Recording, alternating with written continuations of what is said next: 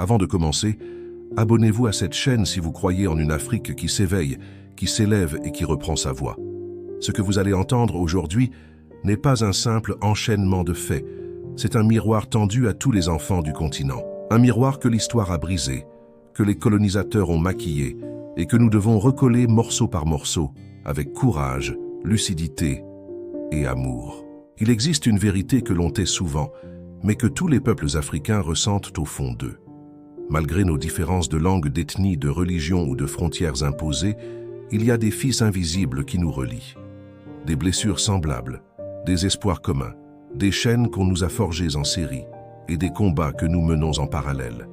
Elle, Afrique, n'est pas un puzzle éparpillé. Elle est une histoire fragmentée qu'il est temps de reconstruire. La première chose que l'on remarque dans presque tous les pays africains, c'est que les langues officielles sont européennes. Français, anglais, portugais, arabe parfois.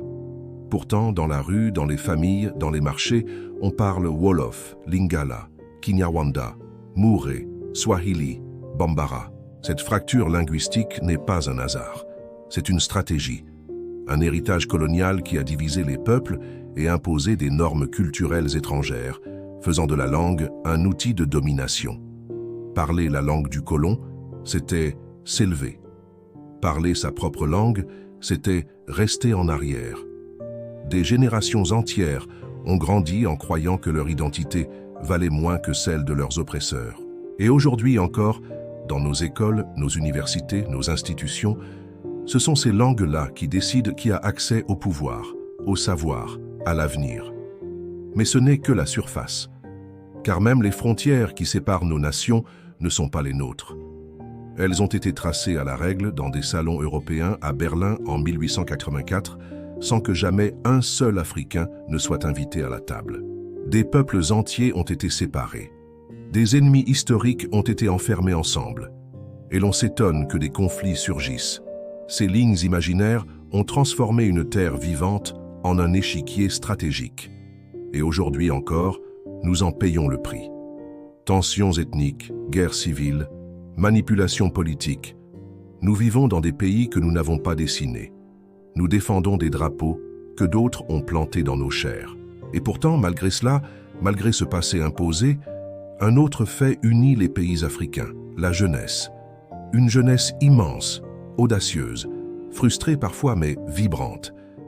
Plus de 60% de la population africaine a moins de 25 ans. Ce n'est pas une statistique, c'est une force tectonique. C'est le futur qui pousse sous les décombres. C'est l'énergie d'un continent qui, si elle est canalisée, peut tout renverser. Mais voilà le problème. Cette jeunesse est souvent abandonnée, mal éduquée, sous-employée. On lui vend des rêves d'ailleurs au lieu de lui construire des ponts ici. On lui apprend à partir, pas à bâtir.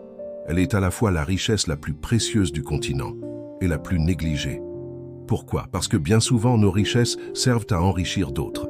Dans presque tous les pays africains, le pétrole, l'or, le coltan, le diamant, le cacao, le café, toutes ces ressources qui valent des milliards, sont extraites par des multinationales étrangères. Et les profits s'envolent, pendant que des villages vivent sans électricité, sans route, sans hôpitaux, alors que sous leurs pieds sommeillent des trésors. Ce n'est pas un hasard, c'est un système. On appelle cela le néocolonialisme. Et il porte un autre nom en Afrique francophone, la France-Afrique. Des accords obscurs, des bases militaires, des manipulations électorales, des dettes éternelles. Tout est fait pour que l'Afrique reste debout, mais attachée, visible mais muselée, indépendante mais surveillée. Ce système commence tôt, il commence à l'école.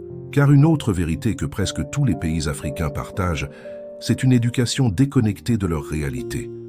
On apprend aux enfants l'histoire de la Révolution française, mais pas celle de Soundiata Keïta. On cite Napoléon, mais pas Nkrumah. On récite Rousseau, mais on ignore Cheikh Anta Diop. L'école coloniale a survécu à la colonisation. Elle formate les esprits à respecter les modèles extérieurs, à douter de leurs propres capacités, à chercher ailleurs ce qu'ils pourraient créer ici. Et ainsi, le cycle continue. L'Afrique produit des génies pour les exporter. Pourtant, ce que l'on ne dit pas assez, c'est que ce continent n'a jamais été aussi vivant. Derrière les crises, les coups d'État, les conflits, il y a une renaissance lente mais réelle. une prise de conscience. Dans presque tous les pays africains, des mouvements citoyens émergent. Des artistes, des penseurs, des activistes redonnent du sens à la mémoire collective. Ils revisitent les traditions, ils questionnent les élites, ils reconstruisent la fierté. Et cette fierté, elle vient aussi de ce que nous avons su préserver, nos spiritualités. Presque partout, malgré l'islamisation, malgré la christianisation, les spiritualités africaines ont survécu. Dans les chants, les danses, les symboles, les rituels, les ancêtres sont toujours là, les forces de la nature aussi. C'est un autre langage du monde, une autre manière d'être au vivant, et c'est peut-être cela le plus grand acte de résistance, avoir gardé âme face à ceux qui voulaient tout effacer. Alors comment expliquer qu'avec tant de richesses humaines, culturelles, spirituelles et naturelles, l'Afrique continue d'être présentée comme pauvre? Voilà l'ultime vérité partagée. La pauvreté de l'Afrique est une invention, une construction médiatique, un récit fabriqué pour justifier l'exploitation. Car l'Afrique n'est pas pauvre, elle a été appauvrie. Et tant que nous n'aurons pas repris le contrôle de notre propre récit, ce mensonge continuera à gouverner nos vies. Mais les récits changent, ils évoluent. Et ce que vous venez d'entendre aujourd'hui fait partie de ce changement. Vous êtes nombreux à chercher autre chose, à refuser les clichés, à vouloir comprendre, sentir, apprendre, à vouloir guérir.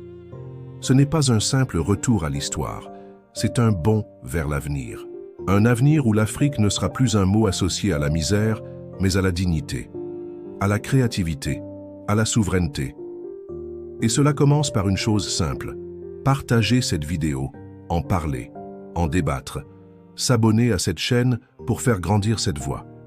Car plus nous serons nombreux à réveiller la mémoire, plus les murs du silence tomberont. Alors toi qui écoutes, quelle est ta vérité africaine?